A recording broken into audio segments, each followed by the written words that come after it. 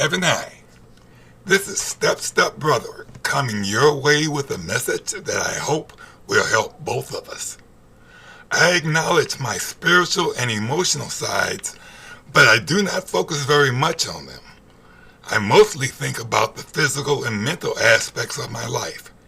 In this video, I want to discuss something that has been the focus of far too much of my energy, work, and time. This video is about money and the associated activity of saving it. As our ancestors began to organize into societies, naturally there arose a need for an organized, consistent, and fair means to exchange goods and services. Most societies developed some sort of a barter system which under favorable conditions would grow over time. Most people are expected to be physically productive and to produce something which is to be exchanged for other items used to sustain and enhance life. One natural need that arose as a byproduct of the trading activity was the ability to store excess profits of various forms. As social networks grew to facilitate trading, there was an increasing range of items available, most with fluctuating values.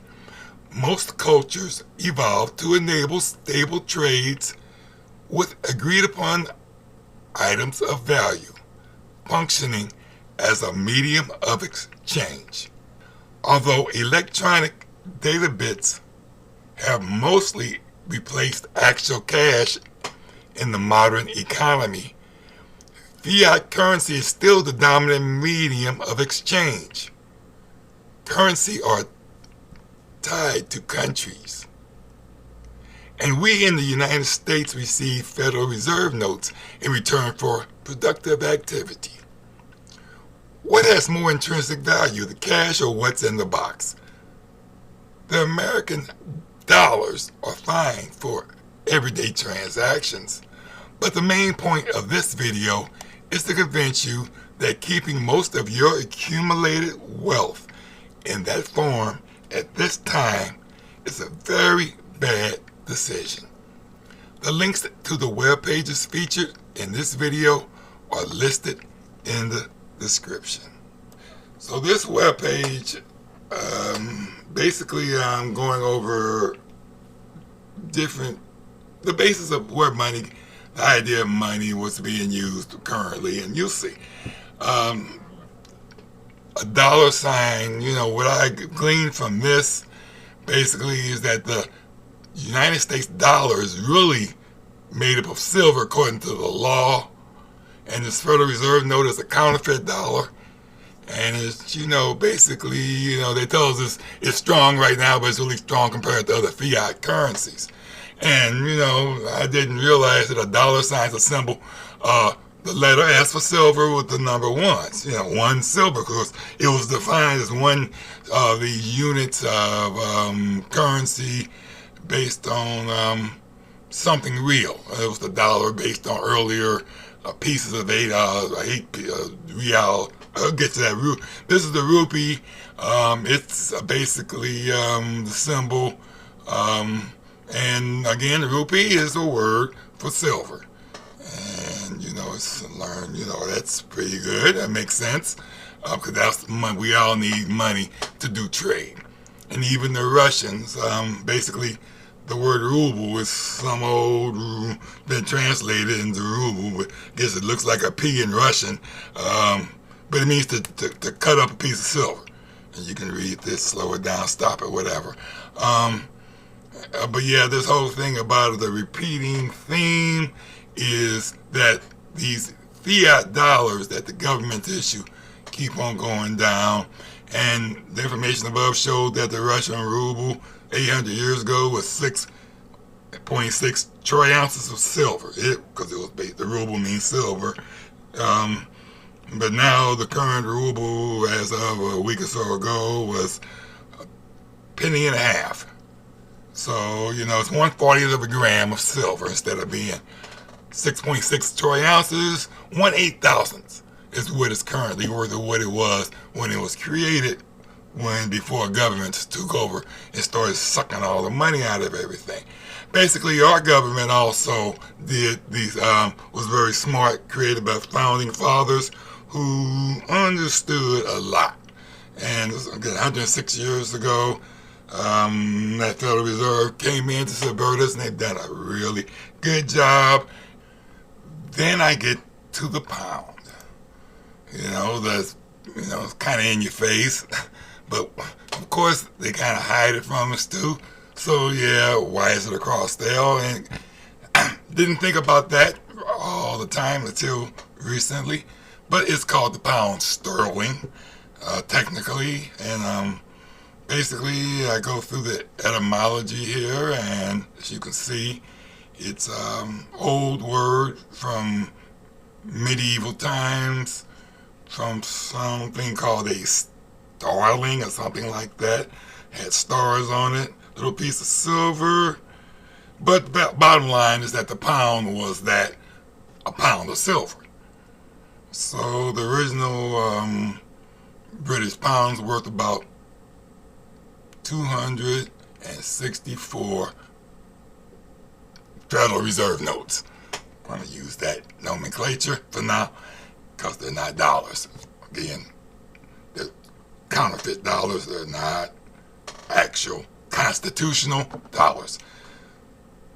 The fiat British pound was obviously not a pound of silver anymore if it trades for $1.24 as of this date of whatever, the 13th of September. So, oh yeah, and the /L, again, L, Libra, Latin, pound, and the medieval scribes would throw a slash through it, which means this is an abbreviation. And I'm going to be continuing this little page, extending it like the next entry would be the real, as in real money, get it, wink. And, real, it's where the dollar really came. Original, where they had to base it on something real in the Constitution. It was derived from this thing. And the peso, it's, again, it's old silver coin peso. Now it's a whole lot less. Yen, Japanese, again, one of the expressions, yen's a gold or silver coin. We look at the lira, pound weight, it's used. And basically, everybody thinks about money, but not really, but we have to use it to facilitate to get to where we're going, what we want, you understand. So, don't really need to think about it too much, but it is good to know what it is, the history, and what's going on with it. That having been said, we should move on. Just understand all these fiat currencies, let's use them as currency, have pretty much gone away at some point in time. This is a long list that, pretty interesting. It's has the name, when it started, when it ended, how long it lasted, and why it went away.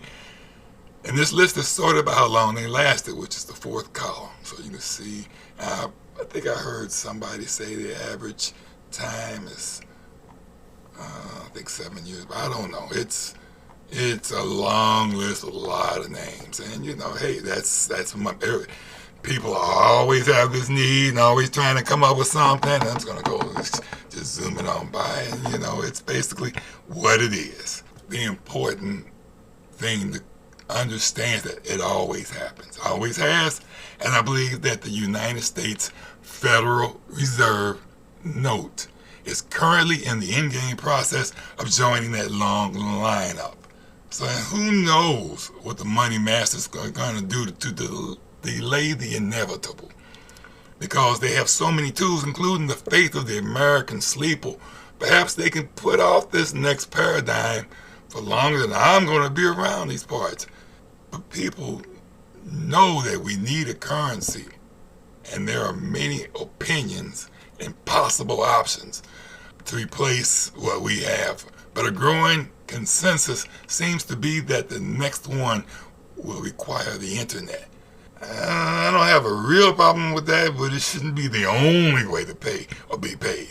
I think anonymous to the government payments must still be allowed in a free society, but also I don't want to be dependent on the internet for my money. I mean, that's just, to me, still common sense. There's too many different ways it can go down. Okay, so let's talk about where you put your money long term. And real estate, intellectual property like patents and copyrights, precious metals, actual stock certificates, not the brokerage accounts that, like banks, it's probably part of banks even. So anyhow, and ownership of the income producing business or property are the only long-term investments that I know of that are outside the fiat system. That, intrinsically protected from their value going to zero. Perhaps you know of another low-risk way to shelter assets, and if so, I would appreciate your leaving that information in the comment section of this video. Most of us seniors are close to 100% invested in a combination of financial instruments like an IRA, bank savings, cash account, bond, common stock securities, money market account, annuity, or Social Security that are redeemed in Federal Reserve notes, which again are actually counterfeit dollars. Just remember that. Look at the Constitution, the supreme law of the land, to find out what a real dollar is. I'm sure that you agree that it is never good to have all of your eggs in a single basket. In this case, it's the Federal Reserve casket. I've gathered the following statistics over the past year, mainly from viewing YouTube videos. So if you want verification of these numbers that I'm about to state, you'll have to do the research. But it would be bad karma for me to mislead you.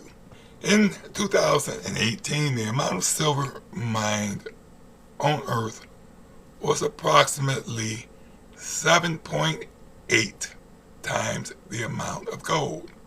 Absent any other supply and demand factors, the gold price should be about 7.8 times the price of silver.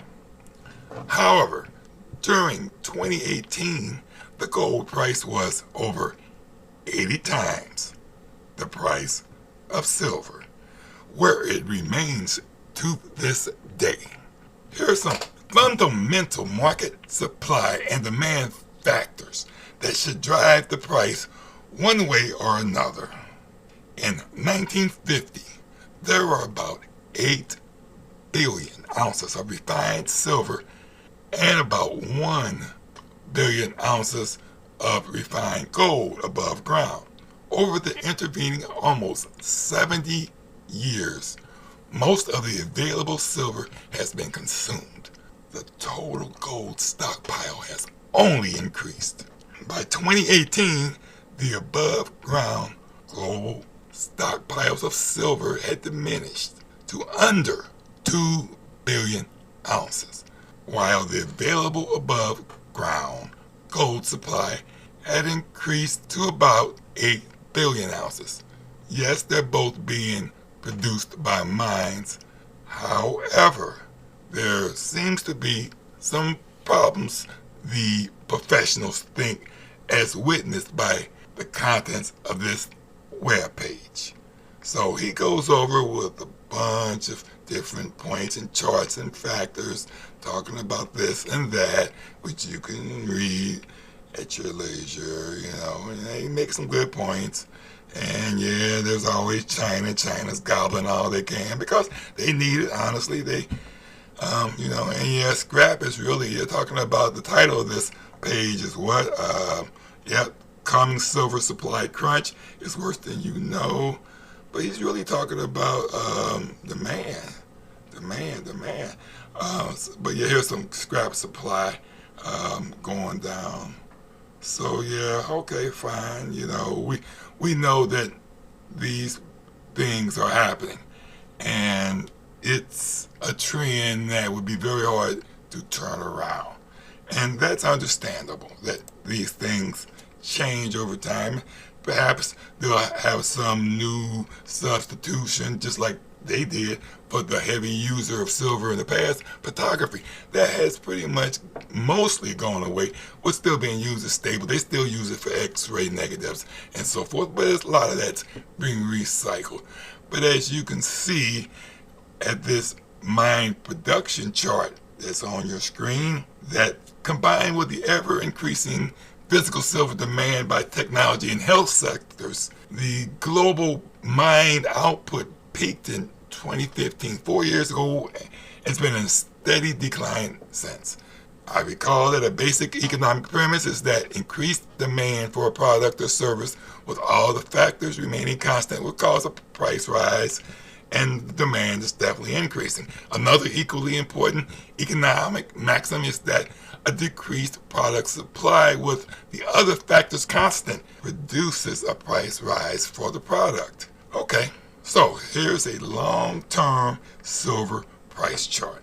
And on this chart, we can clearly see the two times over the past 40 years when the silver price peaked in 1980 and in 2011. When most of us look at old price data, we often tend to forget to include the effect of fiat inflation.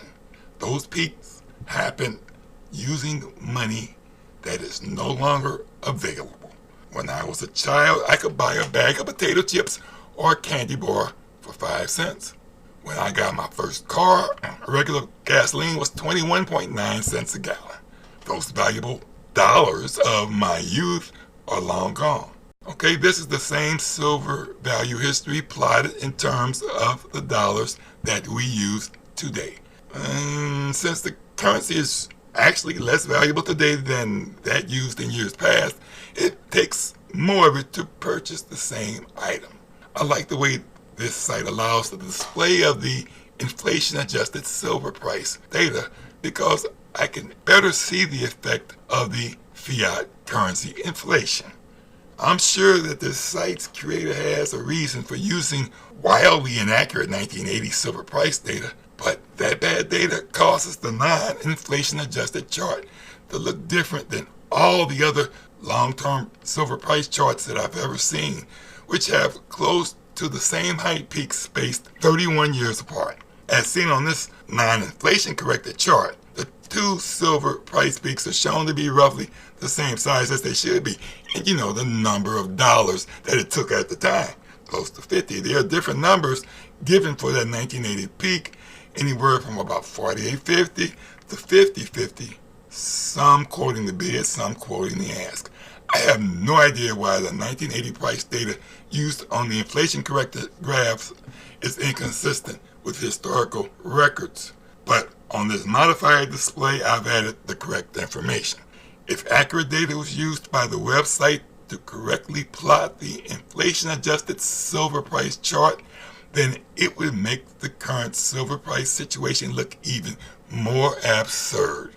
Anyone who performs the fundamental market and technical analysis using the properly weighted data can see that now in September 2019, silver is extremely undervalued by all measures.